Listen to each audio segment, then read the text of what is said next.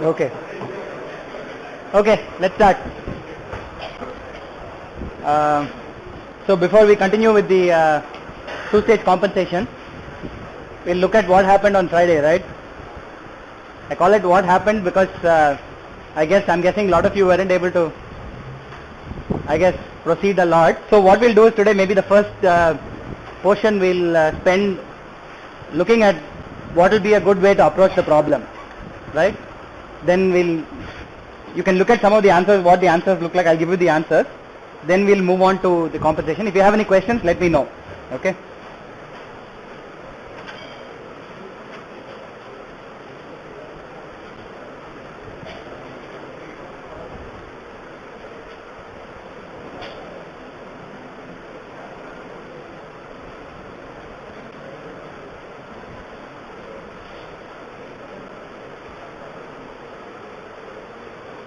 Okay, so what were we given? We were given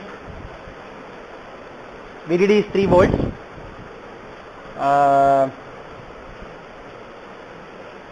Required swing is 2 volts peak to peak. Okay.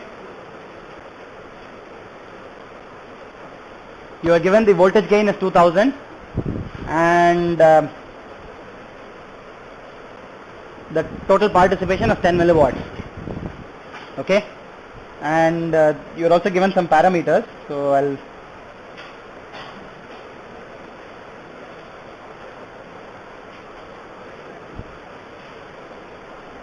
you're given mu Cox, you're given Vt, minimum length and lambda for the NMOS and the PMOS, right? I think it was the mu Cox was 60 and 30 microamp per volt squared. Vt was 0.7 volts for both. The minimum length was 0.5 microns and the lambda corresponding to this minimum length, we call it lambda minimum L, were 0.1 and 0.2 volt inverse, right? So this is what you are given. So you are given these parameters to help you design. So first of all, what is meant by design the op amp? What is unknown and what is known? Yeah, of course. So W by L is of every transistor is unknown, right? So obviously you need to find that out. What else is unknown? The current through the transistor. These two put together pretty much decide everything, right? The current through the transistor and the width and length of the transistor pretty much decide everything about the transistor and thereby deciding everything about the circuit. Okay, so when somebody says design this, you are asked to find out. How would you find that out? W over L, we know it impacts and the current. Together they impact, we have found out what parameters they impact and how they impact it, right? We know they impact the VD-SAT, we know they impact the GM, we also know they impact the GDS. These three put together help you design everything about the op amp. Okay? So first of all, you need to realize, so in this particular case, you are given actually three parameters. So one is PD, you are given the voltage gain, and you are given the swing. Okay.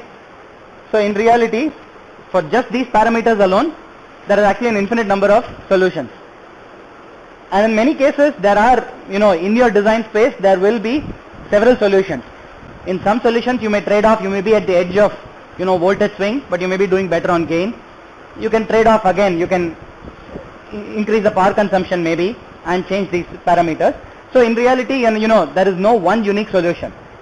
What is important is that you arrive at the solution using some, using a methodical way, right, to arrive at the solution. What parameters do you consider first? First of all, I noticed a lot of you trying to put down, all the parameters in terms of numbers, right, in terms of the W over L and, current and so on, and trying to solve some n equations and n variables. That is absolutely the worst way of going about doing a design. Okay. So, because at the end of the day, you're going to have a quadratic, and of course, you don't have one unique solution, right? So, a better way is to start off assuming. So, you start off by looking at what you are given. I think I helped you with some of these. For example, power consumption. You are given the total power consumption is 10 milliwatts. And I told you you can distribute it in a certain manner. Maybe 10% goes into the bias circuitry and the other 90% goes into your main circuit. Yeah, sure. Again, there are trade-offs here. We haven't talked about trade-offs in noise, for example, and area.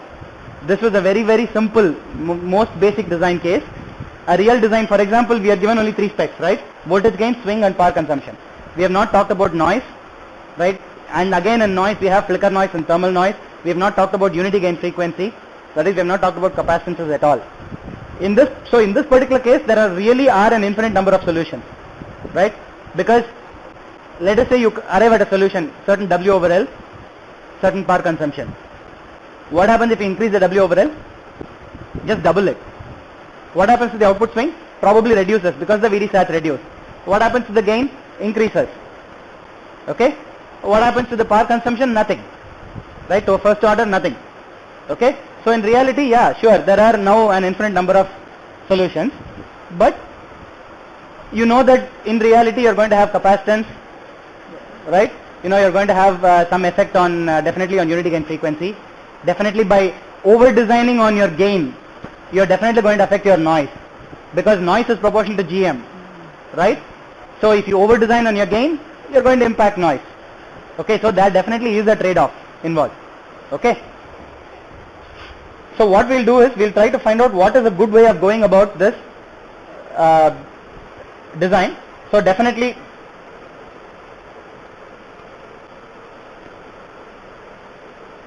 this is definitely the bad way of going about it. Like assuming L1, L2. First of all, you have you have 8 transistors, 9 transistors. Unless you assume certain things, maybe they are identical or something, you are not going to have enough number of equations, right? So I think you can make some certain common sense assumptions. So let's start off by drawing your telescopic.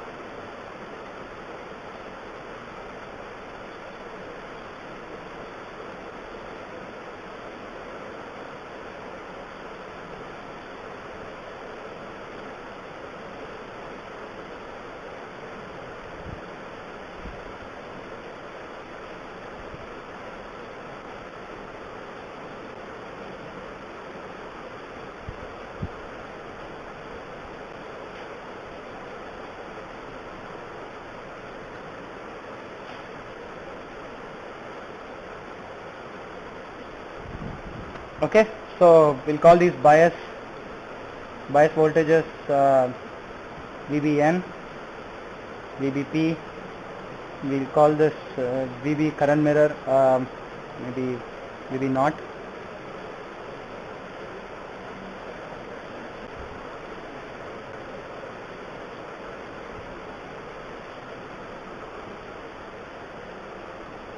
Okay, so this is your telescopic op amp.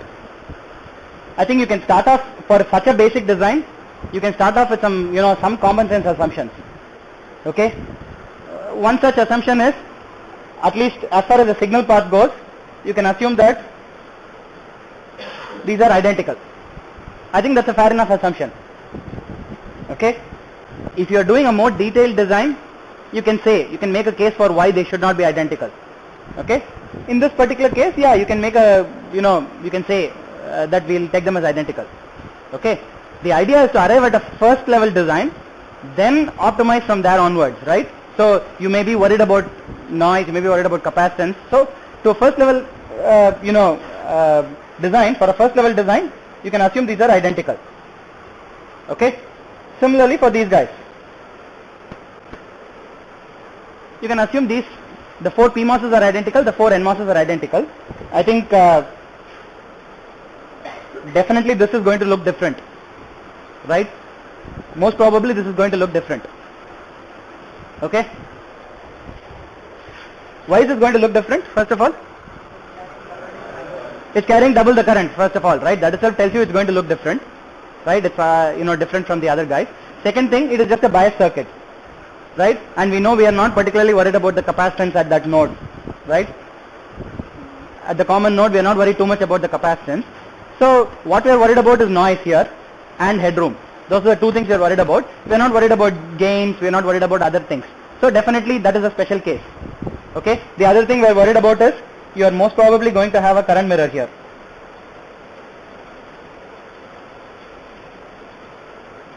Okay? You are also worried about the fidelity of mirroring.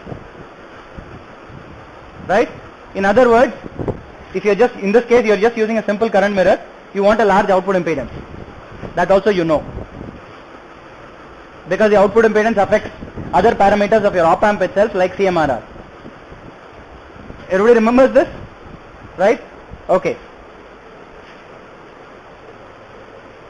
How about your input common mode? How do you decide that? Okay, so let's start off first. Okay, so you're given your participation is 10 milliwatts. So this tells you that your total current is 3.33 milliamps, right? Because you're given the supply is 3 volts. Okay, so I think you can say I'm going to use 3 milliamps in my op-amp core and maybe 330 microamps in my bias. Okay, I mean this is of course subjective, and there are other things you may need to worry about. For example, reducing the current here means that this mirror ratio increases. Increasing this mirror ratio has other effects. First of all, this device is going to get smaller. It may have larger flicker noise. You know that flicker noise depends on area, and that larger flicker noise is going to get multiplied up by this mirror ratio, right? So there may be other concerns like that. Maybe you are worried about matching. You know that offsets, for example, mismatches get amplified if you have smaller transistors, right? That is a natural concern. But for this first level design, we won't worry about that. Okay. So now we'll assume 330 microamps in your bias portion, and we'll assume 3 milliamps here. You have half of that flowing here, half of that flowing here. Okay. So now, at least for the first level design, you have solved half the problem, right? You have already decided how much current is there in every transistor. Correct? Now you already know you have 1.5 milliamps in these, 1.5 milliamps in this. M0 has 3 milliamps. Okay? Half the problem is solved. Okay? How do you proceed from here? Now you have taken care of the power consumption spec. Okay? This 330 microamps, you are going to split it as one mirror here. You need something to generate this. You need something to generate this. You already know how to generate those things. Okay? You just need a different current mirror for that. Okay? I won't be designing the bias portion anymore. Now you have two more parameters, which is your output swing and your gain. Correct? You can choose any one of them, but it may be easier to start off with the output swing and move the other way. Okay? And you'll see why. Because gain really is affected by several parameters. Output swing is affected mainly by VDSAT. Okay? Gain is decided by GMP, GMN, RDSP, RDSM. So that seems a little bit more complicated. Fair enough?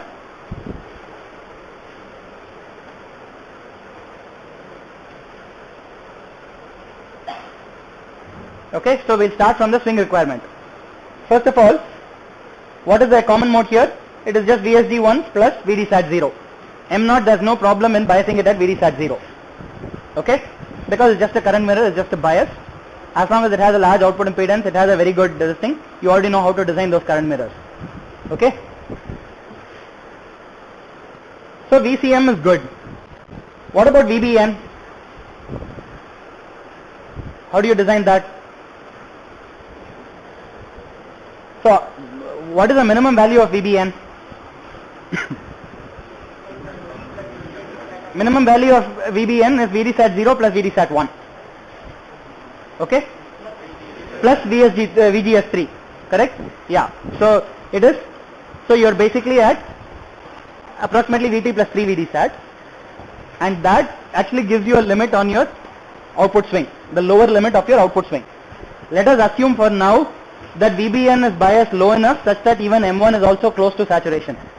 Okay, again for the first level design, that is okay. When you go to the details, you may be worried about it. The reason is, you give an input signal here, you actually have a swing here. How close this is to saturation decides how much distortion you have in your signal. Okay, so that may be something you are worried about. For now, we won't worry about it. Okay, so VBN. So VBN minus VT is your minimum swing.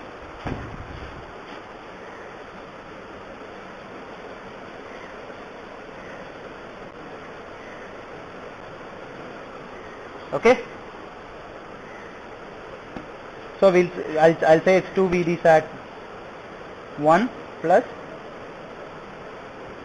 I'll call it like this. Is that right? What is VBN? It's VT plus VD sat of 3 plus VD sat 1 plus VD sat 0. We've already concluded that 1 and 3 are identical, so they have the same VD sat. So you subtract 1 VT from that, you get 2 VD sat 1 plus VD sat 0. Perfect? What is Vout max? It's VDD minus 2 VD sat P. The output can swing as high as, sending the current mirror up there into saturation.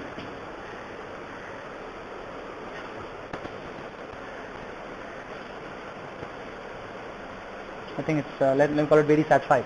Or actually, let me do it this way. I'll call it VD sat N and VD sat P. Okay? Okay, so where do you go from here? So let us say you're going to say you want 2 volt swing, right? You have 3 volt supply, you want 2 volt swing. So let us say the output is biased somewhere close to the midpoint, in which case you have 500 millivolts on top and 500 millivolts on bottom. That seems like a fair enough assumption. So you have 500 millivolts on top and 500 millivolts on bottom, so that you swing 2 volts. Is that right? You have VDD, you have 0. So I'm going to say this is 1 volt. This is what I want. So what is this? 0.5 volts on either side. Correct? Is that right? So to get maximum dynamic range, you really want to bias the output at VDD over 2. That we have already discussed, right? So that, we have not discussed the common mode feedback which is going to set that, but it seems logical. But you won't lose much if you move this way or that way. It will just change the VD sats of the devices. But now what you are going to do is, what is this 0.5 volts? 2 VD sat P. Okay? So I know that VD sat P is going to be 0.25 millivolts. What is this?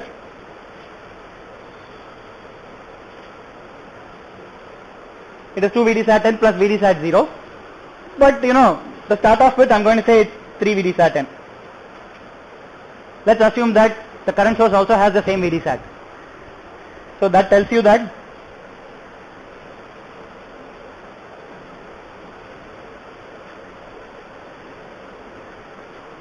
it's some 167 millivolts. Okay? By the way, you can split this a different way also. You can say it's 100, 200, 200 or something like that. That is okay. But I'm just taking this example. Okay? Well, now actually the problem is solved in some sense. Why?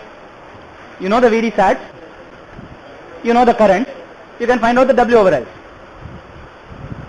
Right? Okay? So suppose you calculate the W over L, what you get is,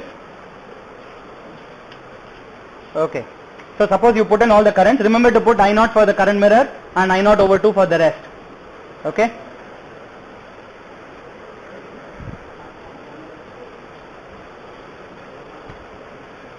You get this, you only get W over L so far, you don't get W and L. Okay?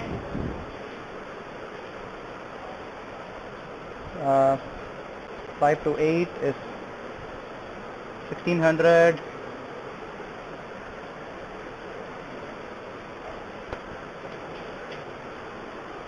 Okay, you get something like this. So you know you have the W over L.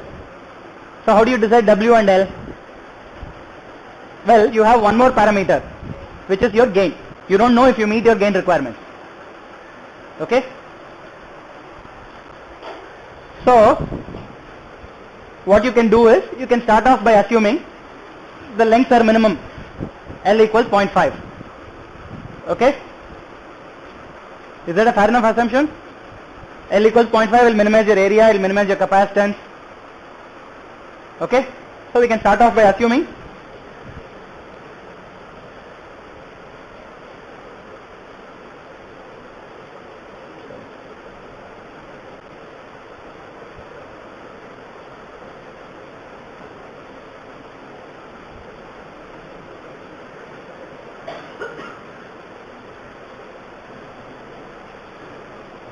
okay, we'll start off by assuming something like this, minimum length. Is that okay? Then what happens? Based on these, I can find out my GM. I already know my GM once I know W over L, but I can find out GMN, GMP. Once I've decided the length, I can find out these four parameters. GMN and GMP is very straightforward. You know W over L, you know current. How do you find out RDS?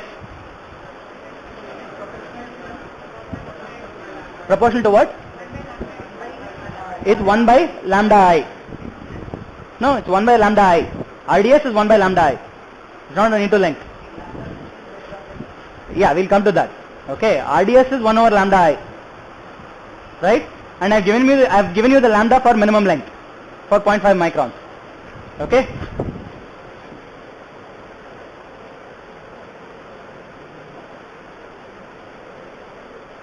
So you can find out these two parameters. In this particular case,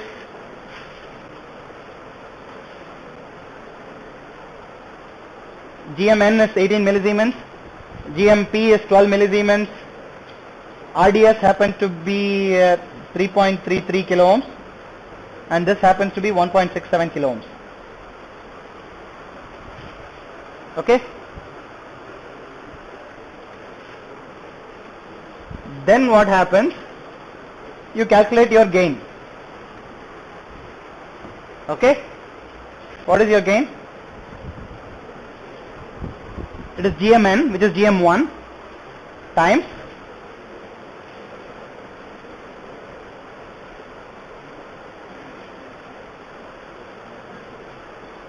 correct? GM times R out. R out is nothing but GM RDSN squared, GMN RDSN squared in parallel with GMP RDSP squared. Okay?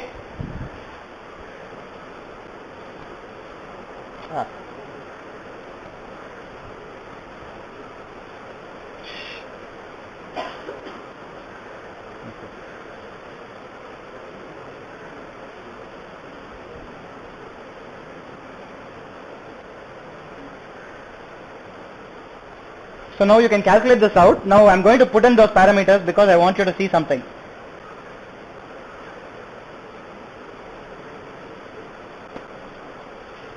Okay, you get something like this. So your gain turns out to be 515.8. Okay, too small. What do you do to improve the gain? Increase RDS. Okay, you can't increase current, you don't have a choice. Okay, now when you are increasing RDS, how do you increase RDS? Length, right? We have discussed this before. Approximately, because you defined your lambda as delta L by L is lambda times VDS. Correct? That's how you come up with this linear relation. And which means, if you assume the relationship is completely linear, for a small VDS, if delta L is linearly related to that, lambda times L will be constant. Okay?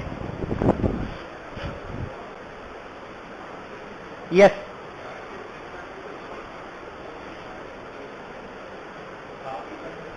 Give me a second.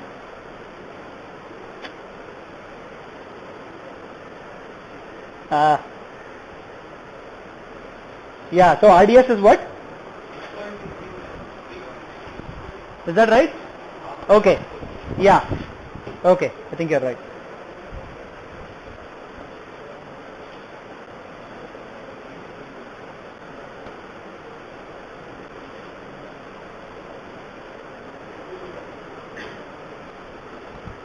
Okay.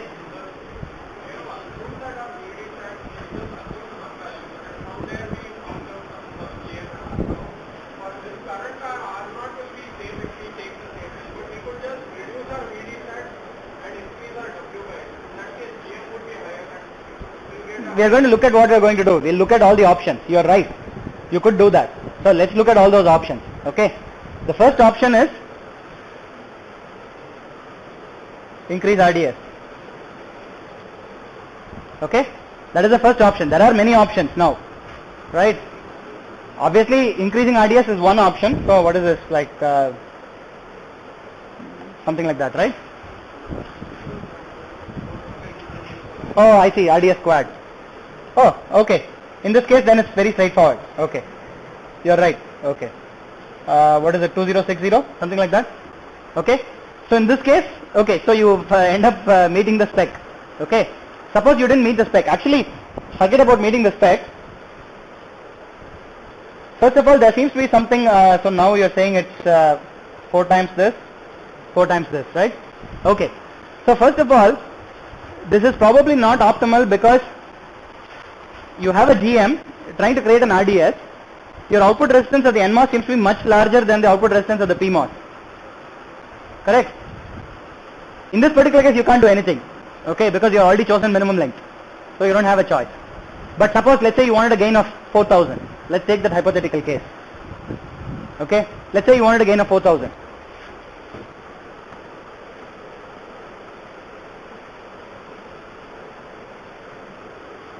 Okay? How would you increase it? So first of all, from what I can see, the best way to increase it without touching the signal path is to actually increase the size of the PMOS. Increase the length of the PMOS to improve the RDS. That seems like actually the best way to do it. Okay? Because you're not touching the unity gain frequency, you're not touching the noise to a large extent. Right? Well, you will have a GMP over GMN term in the noise, but you know that fundamentally the noise is, most of the noise comes from what? From GM1. Right? From the input transistors, you get most of the noise, right? You're trying to minimize the noise at the other noise sources. Do you remember that? Does everybody remember that? No? You're trying to make GM3 over GM1 very, GMP over GMN very small. Okay? To eliminate the noise from the PMOS. Okay? So if you want to do this, the easiest way would be to increase this portion of the RDS. For example, if you made it equal to this, right now it seems to be, maybe a little bit less than 1/4. If you made it equal to that, you'd probably increase the gain by a lot, maybe like 3.5 times or something. Okay? Okay, what happens to the VDSAT? If you increase the size, length, obviously VDSAT is going to change, so you'll have to increase the W also. Right? But now the W, because your W will also, have to go by the same amount. Obviously, if you're going to make it twice, for example, length, W also has to go by twice to keep the same VDSAT. Okay? There are actually several other methods. Obviously, you can touch GMN. If you want to double the gain from 2000 to 4000, you'll have to make GM 4 times. Okay? Now, that means that the noise is also going to increase by 4 times. So you may not want to do that. Okay? The noise of, if you change P, the noise is actually, input referred noise is divided by GMN. You remember that?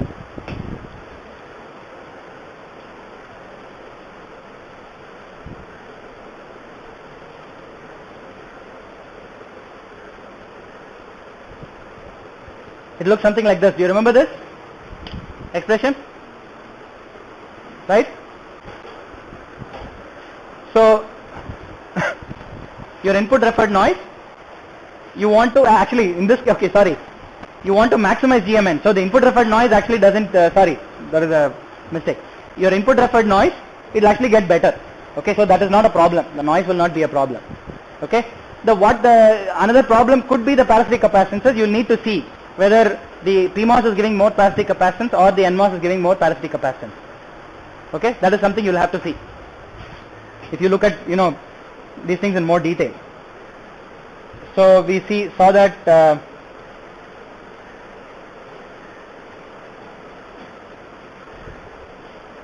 so this is one route.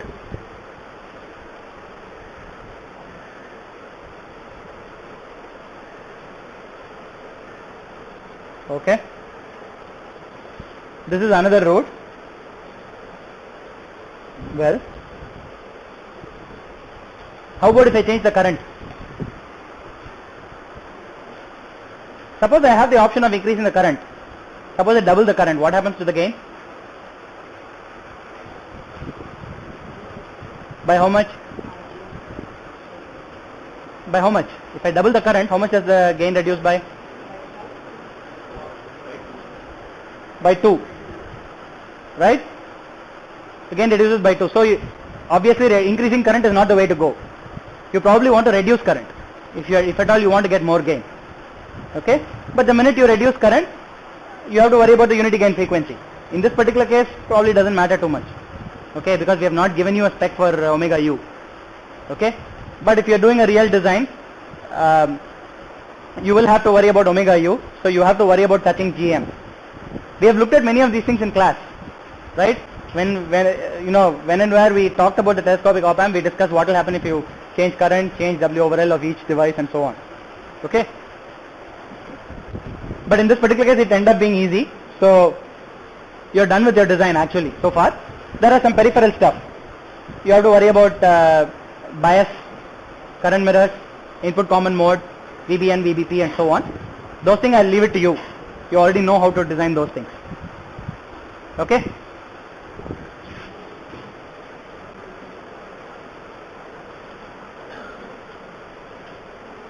Okay, that is the effect of decreasing current.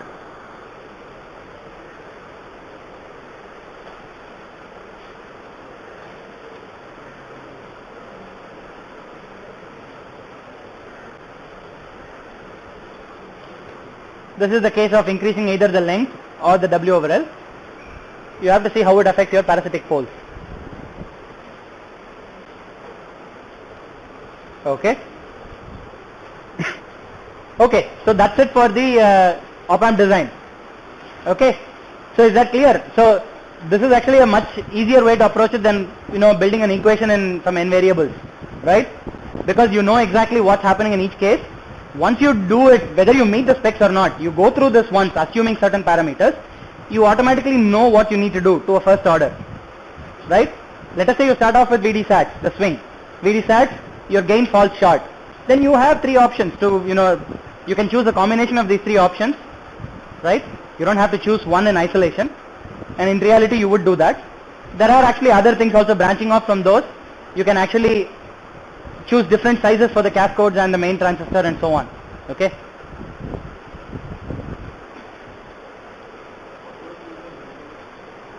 Sorry? How do you choose the minimum? Okay. Suppose you want to design for minimum power. Okay? What all specs do you have? So it depends on what specs you have. Suppose actually if you have a unity gain frequency spec, then choosing for minimum power, what is the unity gain frequency is GM over C, right? So how much load capacitance do you have to drive, right? If you have let's say you are typically given a fixed load capacitance, unity gain frequency is fixed by GM, okay, which means if you want to minimize the current, you'll need to increase the size of W over L. You need to see where the non-dominant pole positions are, right? That is a fundamental thing which it affects, because once your unity gain frequency is fixed and your load capacitance is fixed, GM is fixed for your input transistors and probably your cascode, let's say. Okay, which means to a first order your noise is more or less fixed. You don't have to worry too much about it. Now it just depends on the ratio of the GMP to GMN. Okay, so now then what you would start off is, choose your W over L large enough to meet VD sat, and choose W and L to meet your gain requirement. Okay?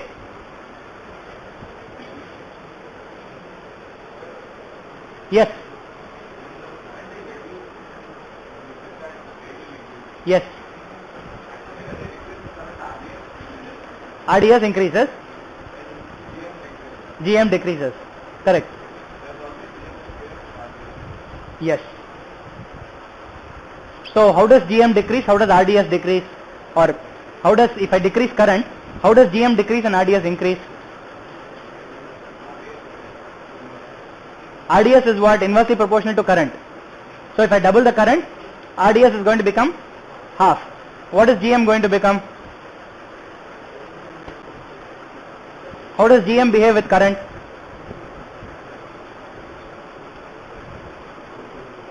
Root 2 times. So overall GM RDS is going to decrease. Sorry, GM RDS is going to increase, right, if you decrease current. Okay? And it's going to increase by root 2 times. So in this case you have GM RDS squared, so it's going to increase by twice. Okay?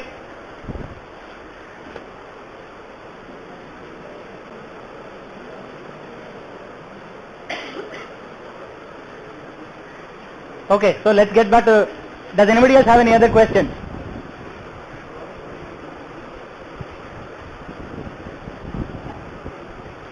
Okay, we'll get back to the two-stage op-amps.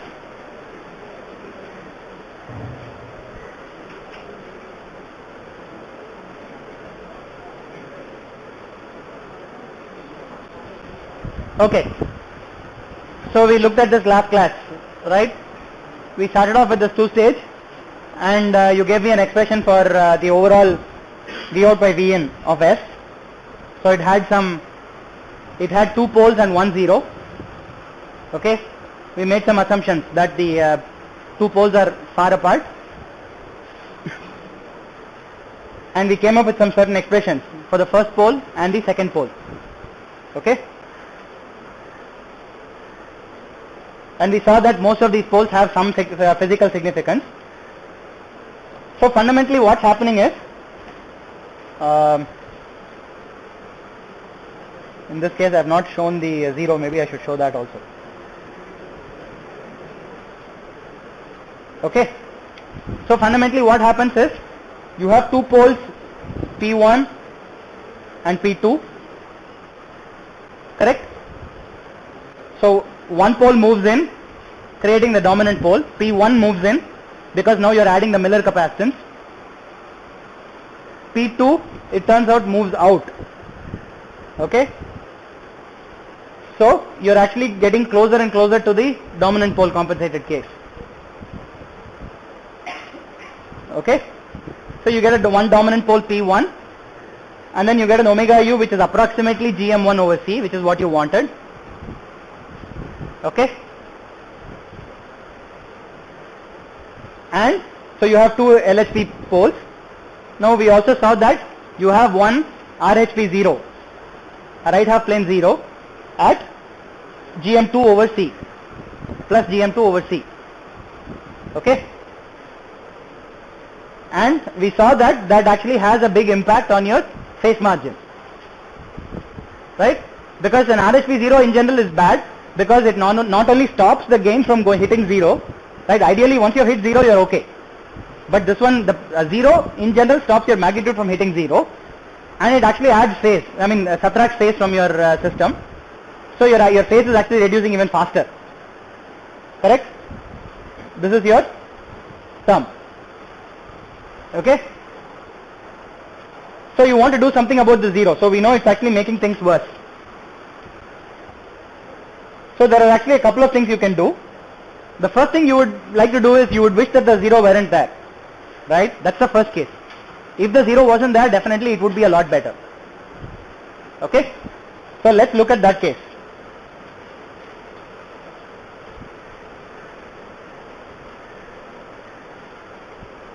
So you want no 0. How do you do that? So let's say I am going to, okay.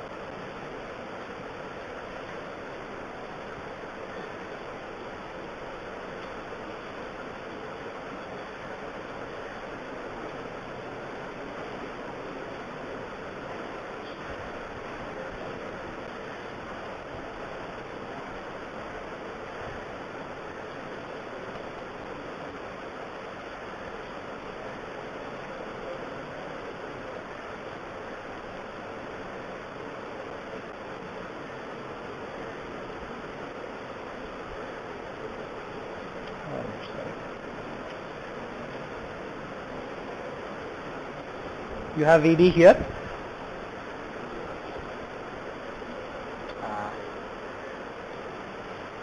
You have GM2 here, GM1, GM2, right? We already know that you get an LHP0 if you have a resistance and capacitance in series, right? We already know that, we have seen that before. So let us see what will happen. So now I'll call this RF and CF, okay? So let us say I have a feedback, I'll just call it RF and CF because of that. Okay, so let's say I have RF and CF.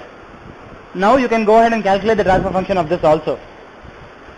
Okay, you know what's coming next. I want you to go and do it, right? You've already done the case without the resistor. I want you to do the case with the resistor. Okay, but you'll get this. This is what you'll get. Okay.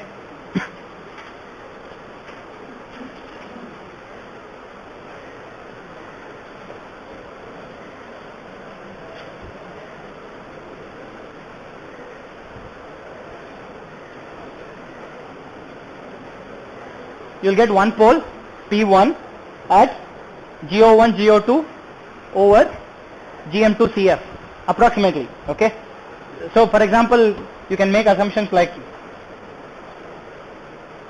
CF is much larger than C1 and C2, and one more assumption I'll make is C2 is much larger than C1. Why? In a typical case your op amp may be driving a very large load capacitance. Okay, so it's perfectly okay to assume that C2 is also much larger than C1. Okay, if you do that you will get something like this.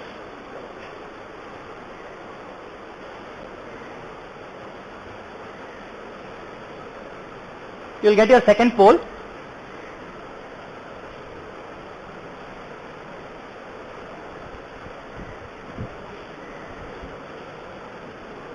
at approximately this location. And if you simplify this,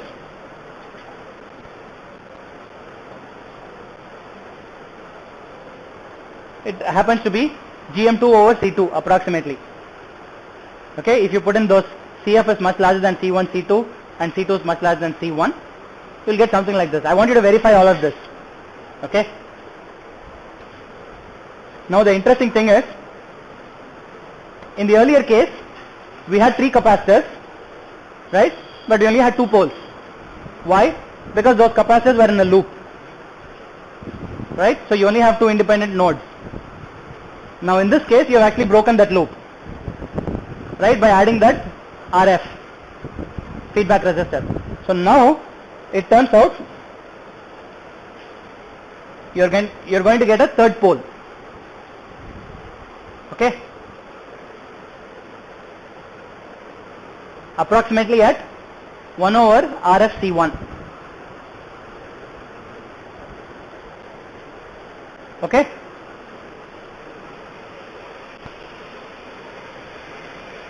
you're going to get a 0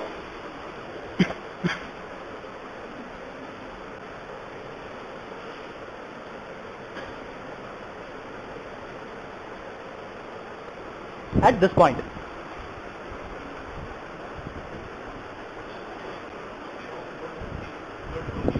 Sorry? So now what happens is, you now actually have 3 independent nodes. One is here, one is here and one is here. In the earlier case you only had 2 independent nodes. Okay, this is node 1 and intermediate node and output node. Now you have 3 nodes, so 3 poles. Okay, and your 0 is at this, 0 is equal to, approximately equal to 1 over CF times 1 over GM2 minus RF. Okay, if you want to push the 0 out to infinity, so that is getting rid of your 0, right? You know what you have to do, you have to make RF equal to 1 over GM2.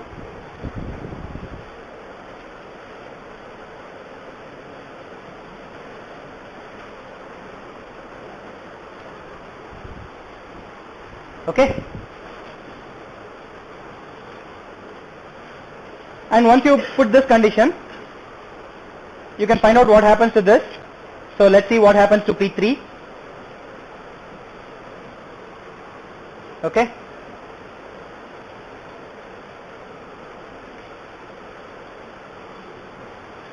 It just happens to be GM2 over C1. So, which is P2 doesn't change. So P2 doesn't depend on RF. So it doesn't change. Okay, P2 is just GM2 over C2, right? This one happens to be GM2 over C1, which is P2 times C2 over C1. Fair enough? What do you know about this? We have assumed that it's going to be quite large, okay, because you have some load capacitance, which means your P3 is going to be much larger than P2, than your second pole. So your new case is going to look something like this.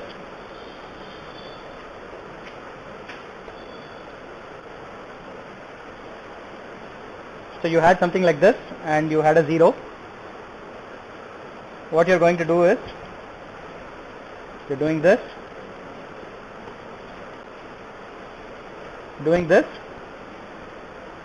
sending it to infinity. Okay? This is before compensation. Yeah, sorry. And of course you have a third pole here. Sorry, yeah. Okay?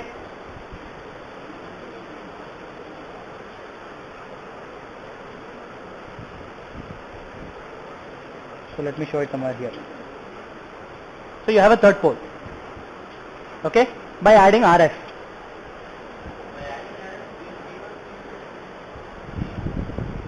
Well, you can see P1 and P2 to a large extent do not depend on RF. So there's no reason why P1 and P2 positions will change just by adding RF. It so happens the 0 is affected and you are creating a third pole. Okay, they probably depend. Actually, if you calculate the full expression, there will be a dependence on RF, most probably. Okay, but this is a case where we have made some certain assumptions. Okay, for that case, P1 and P2 to a large extent do not change. Okay, so this is before adding RF, this is after adding RF. So now then what you can do is, now you can see what is going to happen to your phase margin. It's probably going to get better. Okay, because now you have removed your 0. Now I say probably because you have actually added a third pole, so you don't know, right? It actually depends on the position of the third pole. If the condition C2 much larger than C1 is satisfied, then P3 will be much larger than P2 and your phase margin, will get better. Okay, if P2 happens to be close, then you will have to see. It's a specific case. Okay, so let's stop here and we'll continue tomorrow's class. Okay, and we'll see what else we can do. I think somebody, either you or maybe a couple of other people said that we can actually move the 0. So now that we have moved it to infinity, we can actually move it back, okay, into the left half plane and cancel one of the poles, okay, which would improve your phase margin even more. So we'll see how to do that tomorrow. Okay.